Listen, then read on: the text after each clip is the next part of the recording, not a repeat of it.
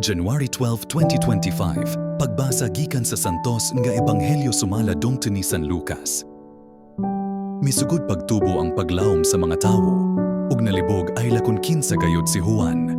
Naghunahuna sila nga tingali siya mao ang Mesias. Busa miingon si Juan kanilang tanan, "Nagbunyag ako kaninyo pinaagi, do santo tubig, apan may moabot nga labaw pa, kaayo kanako. Dili gani ako angay, bisan sa pagbadbad, sa higod, sa iyang saldalyas. Magbunyag sila, kaninyo pinaagi sa espiritu, ug sa kalayo, tapos kabunyagi ang tanang mga tawo, gibunyagan usab si Jesus.